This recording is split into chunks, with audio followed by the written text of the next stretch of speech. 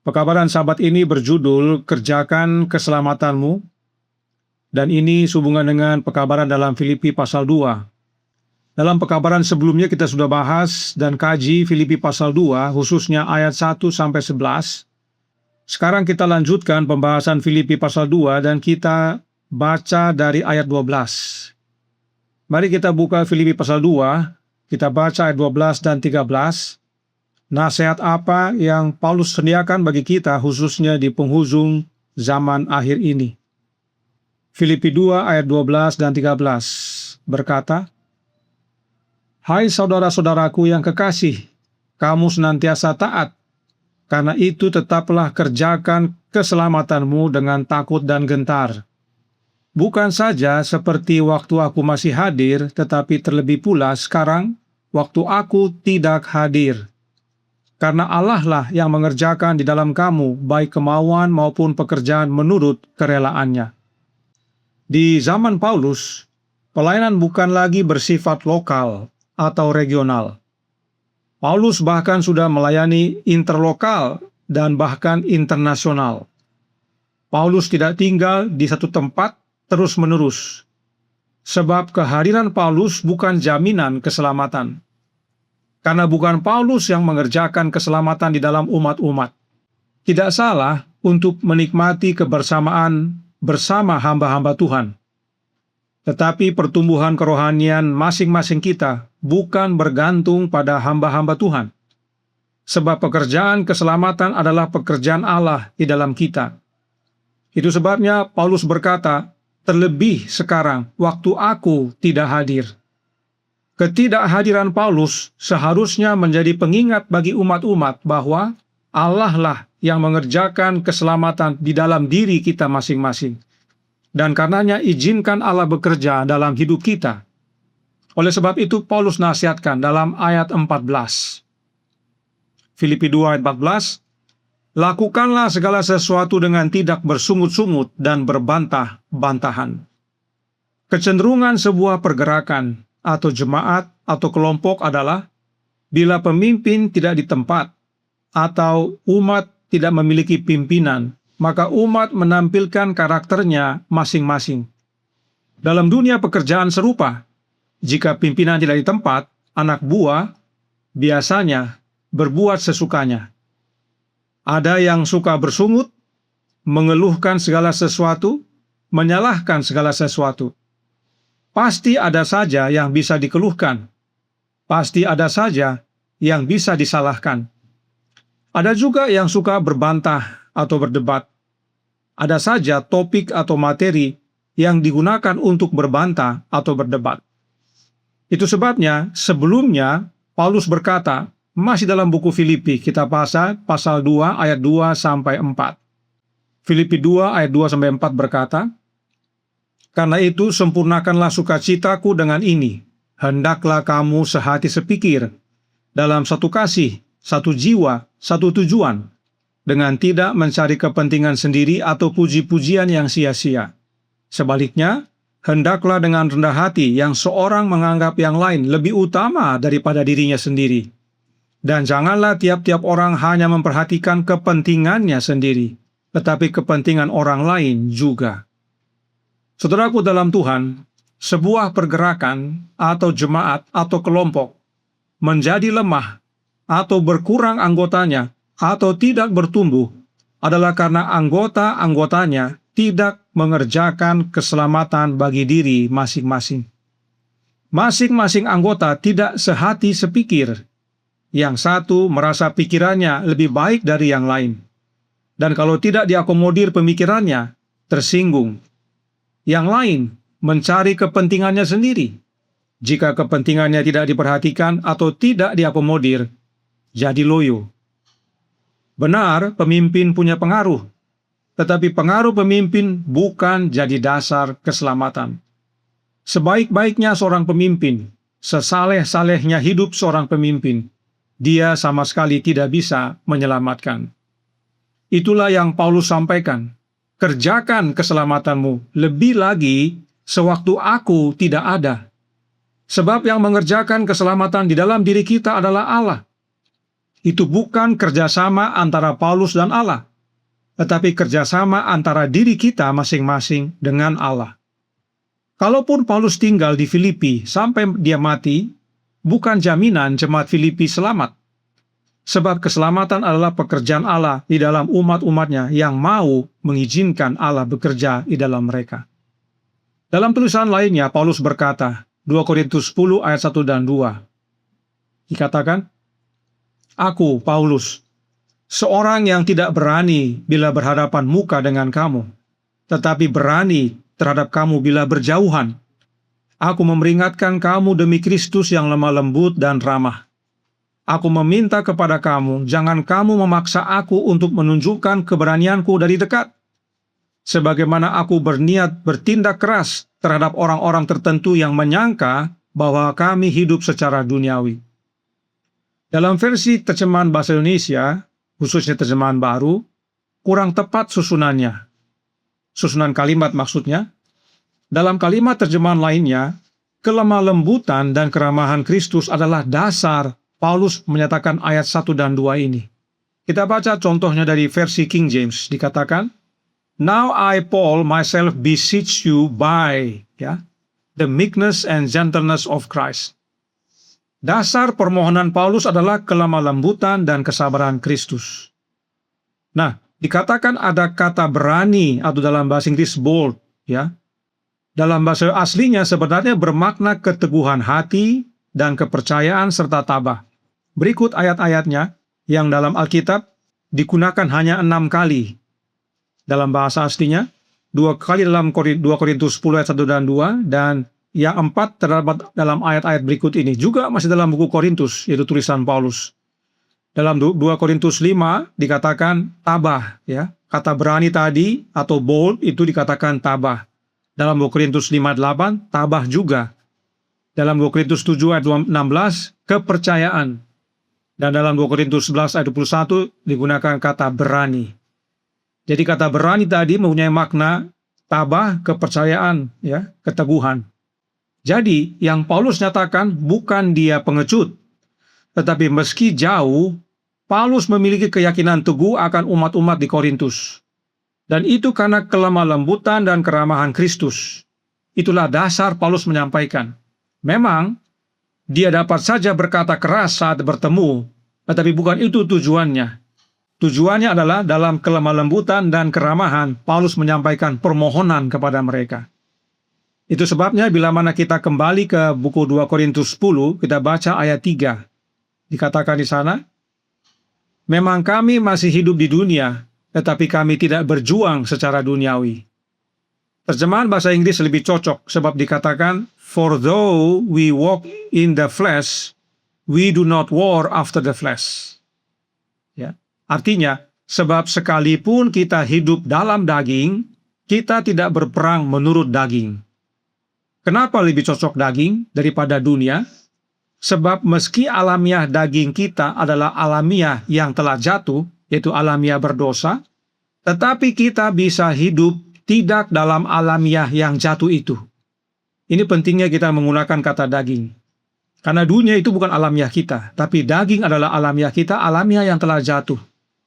Sebagaimana kita sudah pelajari dalam pekabaran sebelumnya, meskipun tubuh kita adalah alamiah yang jatuh, tapi bila mana kita menerima Kristus hidup dalam kita, maka kita dapat hidup sebagaimana Kristus hidup, yaitu turut mengambil bagian dalam kodrat ilahi. Ini pentingnya kita menggunakan kata daging, atau flesh dalam bahasa Inggrisnya. Apa buktinya dari ayat ini? Kita tanpa harus kembali ke buku Filipi, dalam ayat selanjutnya dapat kita lihat buktinya bahwa daginglah yang terutama kita gunakan dalam ayat ini, bukan dunia. Dalam versi King James perhatikan, after the flesh ada titik 2. Kita sudah pelajari titik 2 menyatakan bahwa kalimat sesudahnya menerangkan kalimat sebelumnya. Mari kita baca kalimat sesudahnya, yaitu ayat 4. Dikatakan, "Karena senjata kami dalam perjuangan bukanlah senjata duniawi." For the weapons of our warfare are not carnal. Karnal ini hubungannya dengan daging. Melainkan senjata yang diperlengkapi dengan kuasa Allah yang sanggup untuk meruntuhkan benteng-benteng. Inilah dasarnya Paulus berkata bermohon dalam kelemah lembutan dan keramahan Kristus. Dan inilah dasarnya Paulus berkata kita bukan berperang berdasarkan alamiah daging kita yang telah jatuh. Sebab ada kuasa Allah yang bekerja di dalam kita, yang berperang demi kita. Dan ingat, pekerjaan keselamatan adalah pekerjaan Allah di dalam diri kita masing-masing. Itulah sebabnya Paulus katakan, kerjakan keselamatanmu. Berjuang bukan dengan kedagingan kita, sebab ada kuasa Allah yang bekerja dalam hidup kita, karena Allah bekerja dalam hidup kita untuk keselamatan kita. Oleh karena itu, Paulus berkata dalam ayat 5, masih dalam pasal yang sama, 2 Korintus 10 ayat 5 berbunyi, kami mematahkan setiap siasat orang dan merubuhkan setiap kubu yang dibangun oleh keangkuhan manusia untuk menentang pengenalan akan Allah. Kami menawan segala pikiran dan menaklukkannya kepada Kristus. Untuk membantu ayat ini, kita baca juga terjemahan berikut ini. Dalam bahasa Inggris mirip-mirip, khususnya versi King James dikatakan, bringing into captivity every thought to the obedience of Christ. Tapi kalimat-kalimat berikut ini akan menolong kita. Yang pertama kita baca dari terjemahan lama. Bahasa Indonesia terjemahan lama berbunyi demikian. Menjatuhkan segala bicara orang dan segala perkara yang melawan makrifat Allah. Dan kami menawan tiap-tiap pikiran bertaat kepada Kristus.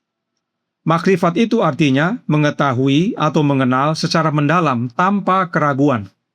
Ya, suatu kata yang penuh makna, makrifat.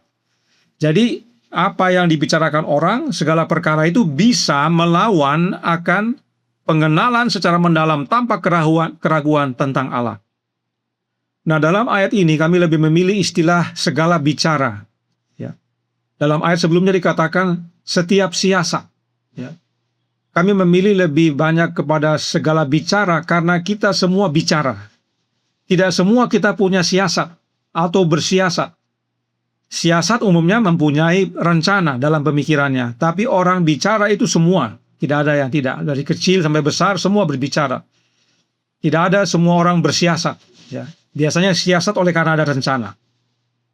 Nah, perkataan kita atau perkataan orang-orang dapat menjadi lawan terhadap pengenalan yang mendalam tentang Allah. Pergerakan ini, boleh kita sebut dengan istilah PPAYB, sudah belajar untuk mengenal Allah dengan mendalam dan tanpa keraguan bahwa Allah adalah Bapa.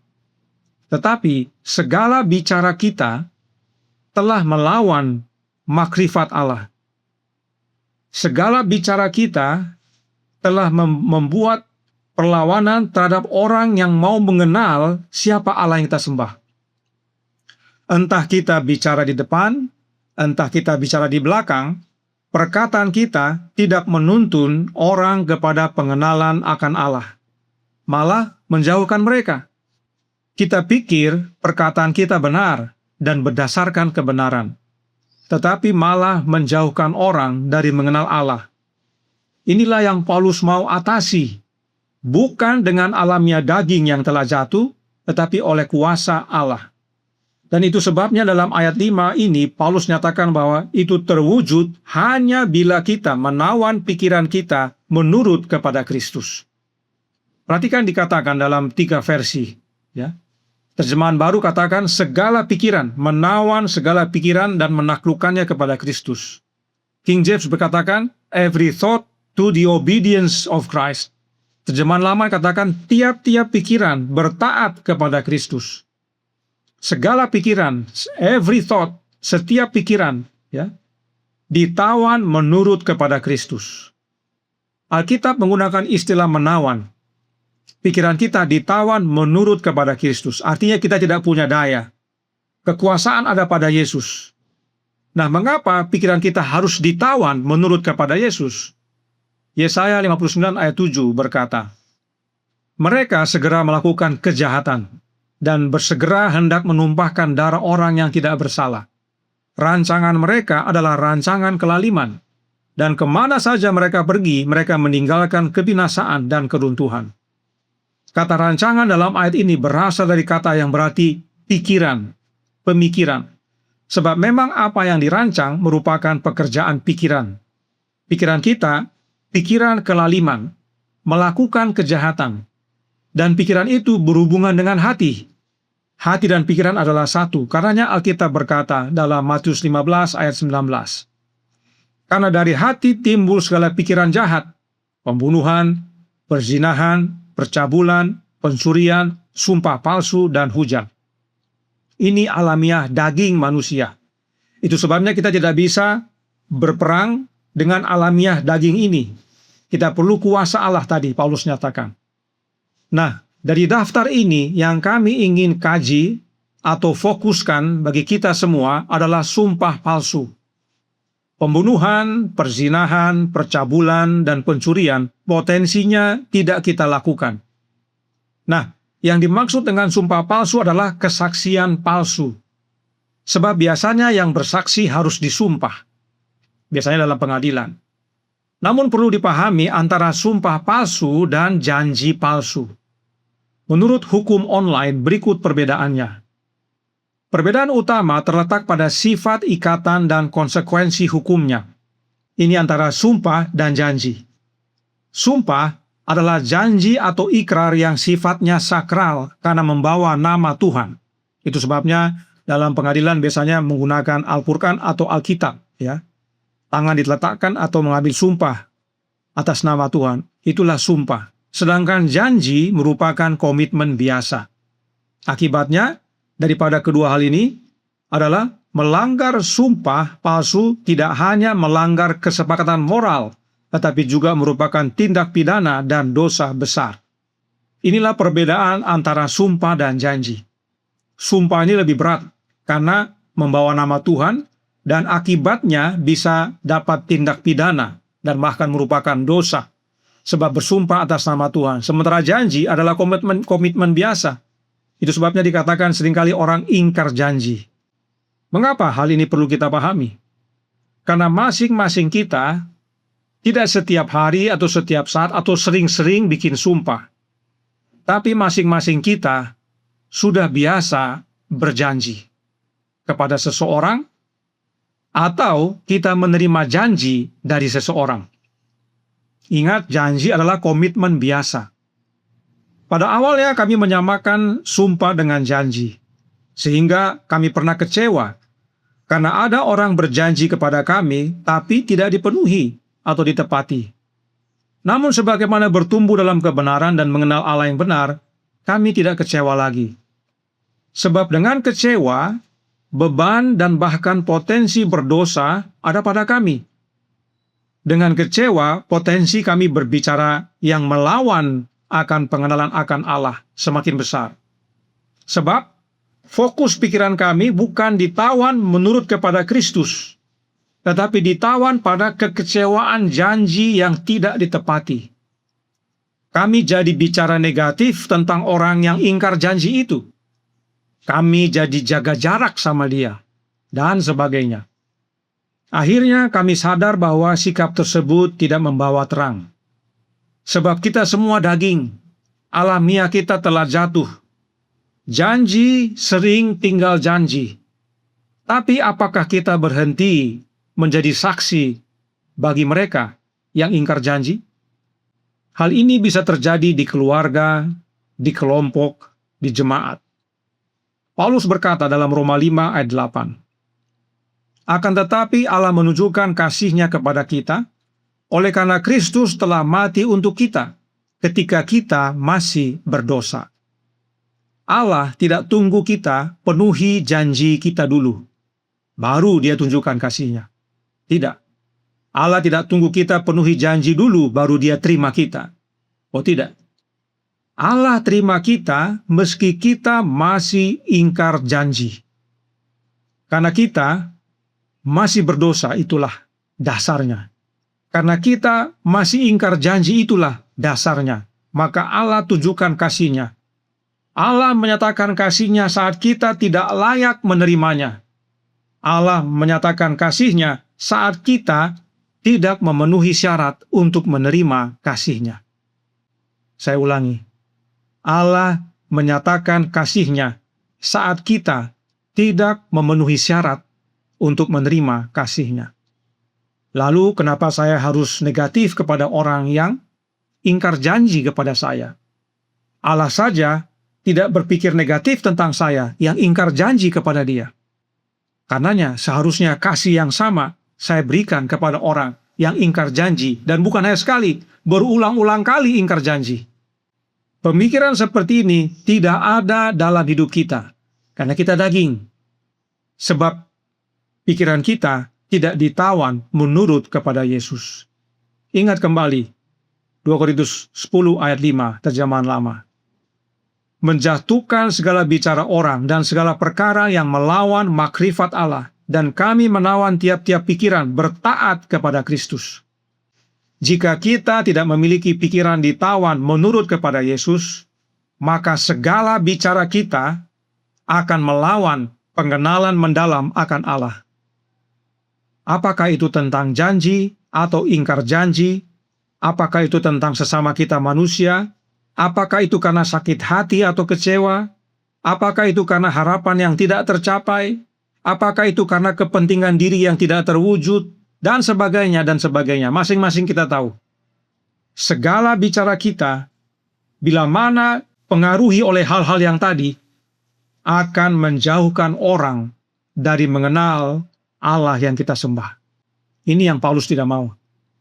Dia mau jatuhkan praktek-praktek seperti itu, supaya orang dapat mengenal Allah yang kita sembah. Dan cara menjatuhkannya adalah untuk menawan pikiran kita menurut kepada Kristus. Orang-orang tidak perlu tahu masalah yang kita hadapi, tapi karena cara bicara kita yang tidak ditawan kepada Kristus, akhirnya orang tahu. Orang yang gak ada hubungannya jadi tahu masalah kita, hidup kita, keluarga kita, kelompok kita. Akhirnya tidak jadi kesaksian. Karena yang mereka dengar masalah dalam kelompok. Itu karena bicara kita yang tidak kita tawan kepada penurutan akan Yesus. Yang kita ikuti daging kita. Ini yang Paulus mau kita kalahkan. Orang jadi bertanya, beginikah orang-orang yang mengaku mengenal Allah yang benar? Beginikah yang katanya memiliki Roh Kristus?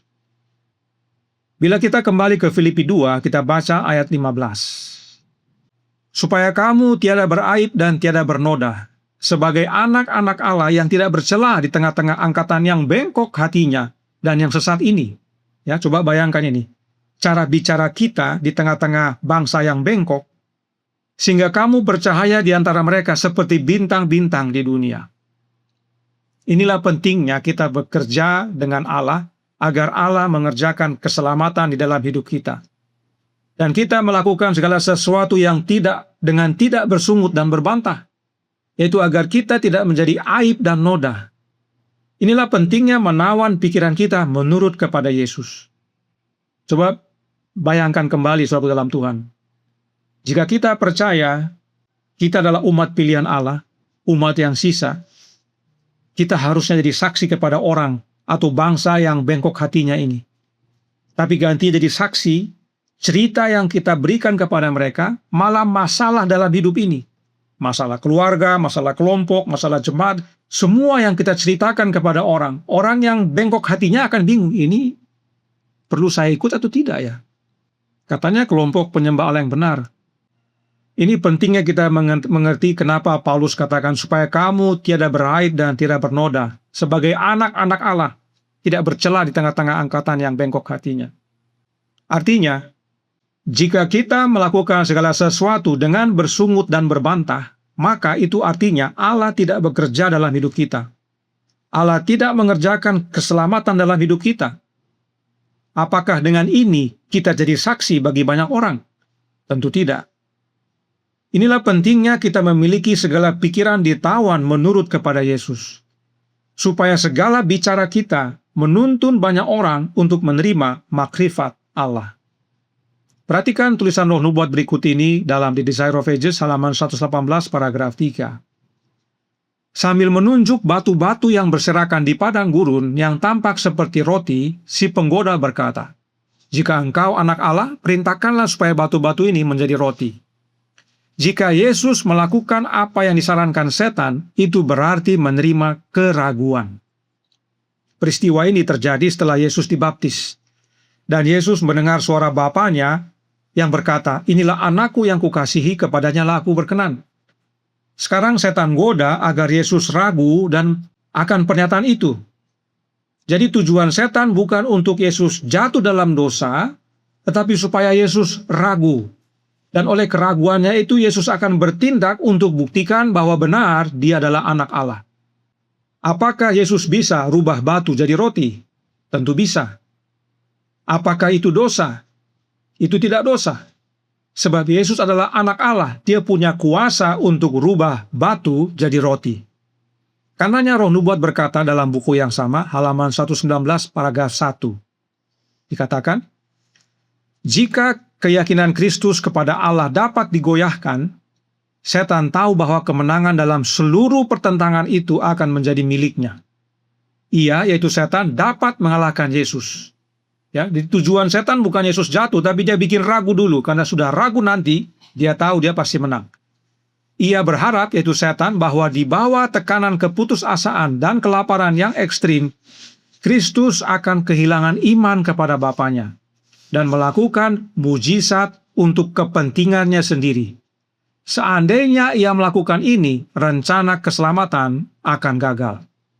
Jadi saudaraku dalam Tuhan, dengan Yesus mengubah batu jadi roti, rencana keselamatan gagal. Padahal itu belum jatuh dalam dosa. Itu hanya karena keraguan. Betul nggak ya saya anak Allah? Sebagai bukti dia anak Allah, dia lakukan apa yang setan sarankan.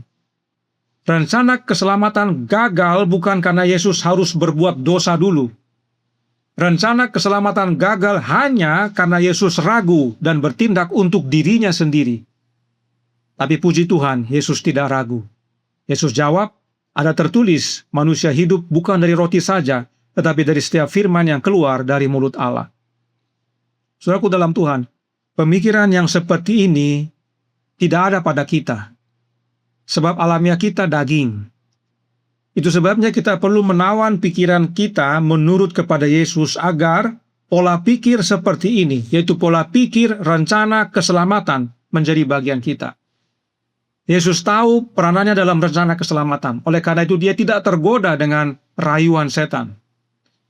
Tanpa Yesus, perbuatan kita, perkataan kita membuat rencana keselamatan gagal. Sebab perbuatan dan perkataan kita melawan pengenalan akan Allah. Kita turuti daging kita.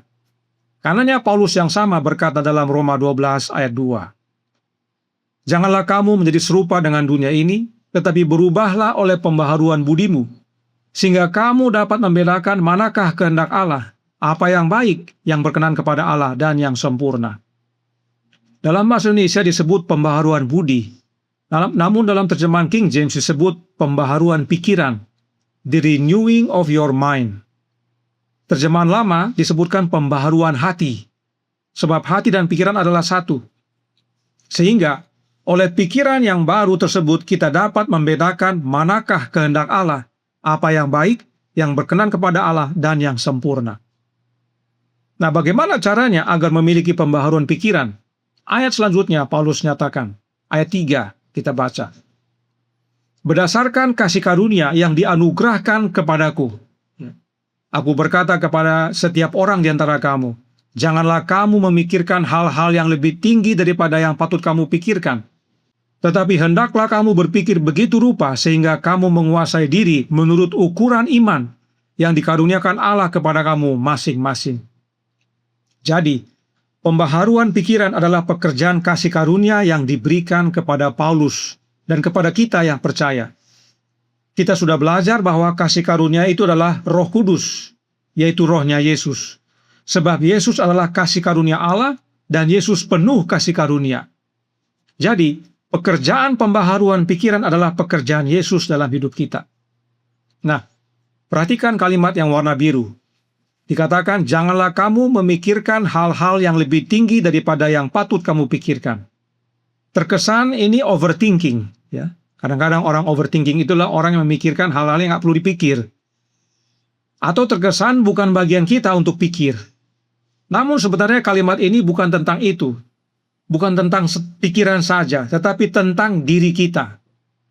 Berikut beberapa terjemahan lain dari kalimat ini, supaya membantu kita. Kita baca dari versi King James yang pertama dan versi bahasa Indonesia sehari-hari yang kedua. Dalam versi King James dikatakan, not to think of himself more highly than he ought to think. Ya.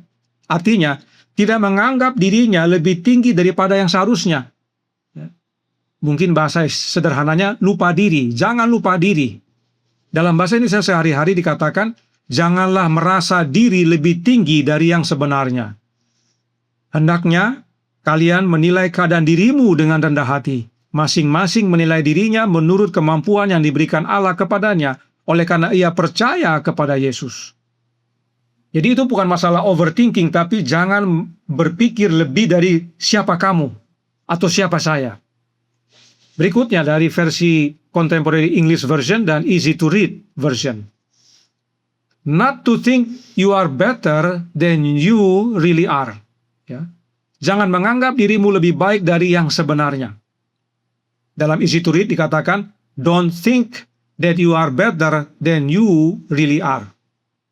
Jangan berpikir bahwa engkau lebih baik dari dirimu yang sebenarnya. Ini nasihat penting bagi kita, karena kita sedikit banyaknya pernah berpikir seperti ini. Kita berpikir kita lebih baik daripada diri kita sendiri sebenarnya. Kita tidak kenal siapa diri kita. Inilah pentingnya kita memiliki pembaharuan pikiran oleh pekerjaan Kristus dalam hidup kita, yang adalah kasih karunia Allah bagi kita. Perhatikan kesaksian Paulus tentang kasih karunia, supaya menjadi bukti bagi yang baru belajar bahwa kasih karunia Allah itu adalah Yesus. 1 Korintus 15 ayat 10 berkata, tetapi karena kasih karunia Allah, aku adalah sebagaimana aku ada sekarang. Dan kasih karunia yang dianugerahkannya kepadaku tidak sia-sia. Sebaliknya, aku telah bekerja lebih keras daripada mereka semua. Karena dirinya sendiri? Oh bukan. Perhatikan. Tetapi bukannya aku, melainkan kasih karunia Allah yang menyertai aku. Pertanyaan, bagaimana kasih karunia Allah menyertai Paulus? Siapa yang berjanji untuk menyertai kita sampai kesudahan? Yesus tentunya. Oleh kehadiran Yesus Kristus, kasih karunia Allah menyertai Paulus dan kita semua. Melalui kehadiran rohnya Yesus, itulah kasih karunia Allah yang menyertai kita. Paulus bekerja bukan karena kuat kuasanya, tapi karena Kristus bekerja dalam Paulus. Bukan aku lagi yang hidup, Paulus berkata, tetapi Kristus yang hidup di dalam aku. Inilah kasih karunia Allah menyertai Paulus dan menyertai kita yang percaya. Inilah yang seharusnya menjadi bagian kita. Sebab Allah berperang bagi kita melalui anaknya. Allah mengerjakan keselamatan bagi kita oleh mengaruniakan anaknya dan memberikan kasih karunia-Nya tanpa batas oleh mengaruniakan roh anaknya ke dalam hati kita. Inilah pentingnya kita memahami kerjakan keselamatanmu, agar kita mengizinkan Allah bekerja melalui anaknya. Maka, poin-poin berikut ini menjadi bagian kita. Kita ulang lagi. Sehati sepikir, dalam satu kasih, satu jiwa, satu tujuan, tidak mencari kepentingan sendiri atau puji-pujian yang sia-sia. Dengan rendah hati, yang seorang menganggap yang lain lebih utama daripada dirinya sendiri, memperhatikan kepentingan orang lain. Tidak bersungut-sungut dan berbantah-bantahan, tidak berperang menurut daging, menawan tiap-tiap pikiran bertaat kepada Kristus, menawan pikiran kita menurut pada Yesus, tidak menjadi aib dan noda, mengalami pembaharuan pikiran, penyertaan kasih karunia Allah menjadi bagian kita. Itu sebabnya Paulus berkata dalam Filipi 2 ayat 5, hendaklah kamu dalam hidupmu bersama menaruh pikiran dan perasaan yang terdapat juga dalam Kristus Yesus, sebab hati dan pikiran satu. Saudaraku dalam Tuhan, hal-hal ini bukan dari Trinitas. Trinitas tidak dapat sediakan ini, tetapi dari Allah Bapa melalui anaknya dan karunia rohnya Yesus, yang adalah kasih karunia Allah yang menyertai kita. Tapi, tidak jarang hidup kita masih dalam Trinitas. Meskipun kita mengakui adalah kelompok yang tidak percaya Trinitas, tapi hidup kita hidup dalam Trinitas. Hal-hal ini tidak ada dalam hidup kita. Kita percaya Yesus datang segera, oleh sebab itu penting sekali pembaharuan pikiran kita, agar apa yang kita rasa dan pikir adalah hasil pekerjaan kasih karunia dalam hati kita. Mari kita renungkan dan kaji kembali, adakah poin-poin ini menjadi bagian hidup kita? Kalau belum, jangan sampai kita hanya percaya ada satu Allah yang benar, tapi hidupnya hidup Trinitas. Dan bila mana kita memiliki pikiran dan perasaan Yesus dalam hidup kita, maka hasilnya Roma 12 nyatakan. Sebab itulah kasih karunia Allah bagi kita. Mari kita kembali ke buku Roma 12 dan kita baca ayat 4 sampai 21. Mari kita baca dan kita baca sama-sama di tempat masing-masing. Kita baca bersuara, supaya dengan kita baca bersuara, kita dengar, kita ingat. Kita baca Roma 12 yang pertama ayat 4 sampai 8. Kita mulai di tempat masing-masing, silakan. Sebab sama seperti pada satu tubuh, kita mempunyai banyak anggota, tetapi tidak semua anggota itu mempunyai tugas yang sama. Demikian juga kita, walaupun banyak, adalah satu tubuh di dalam Kristus, tetapi kita masing-masing adalah anggota yang seorang terhadap yang lain. Demikianlah kita mempunyai karunia yang berlain-lainan, menurut kasih karunia yang dianugerahkan kepada kita. Jika karunia itu adalah untuk bernubuat, baiklah kita melakukannya sesuai dengan iman kita. Jika karunia untuk melayani, baiklah kita melayani. Jika karunia untuk mengajar, baiklah kita mengajar. Jika karunia untuk menasehati, baiklah kita menasehati. Siapa yang membagi-bagikan sesuatu, hendaklah ia melakukannya dengan hati yang ikhlas. Siapa yang memberi pimpinan, hendaklah ia melakukannya dengan rajin. Siapa yang menunjukkan kemurahan, hendaklah ia melakukannya dengan sukacita. Selanjutnya ayat 9 sampai 15. Hendaklah kasih itu jangan pura-pura. Jauhilah yang jahat dan lakukanlah yang baik. Hendaklah kamu saling mengasihi sebagai saudara dan saling mendahului dalam memberi hormat. Janganlah hendaknya kerajinanmu kendor, biarlah rohmu menyala-nyala dan layanilah Tuhan. Bersukacitalah dalam pengharapan, sabarlah dalam kesesakan, dan bertekunlah dalam doa.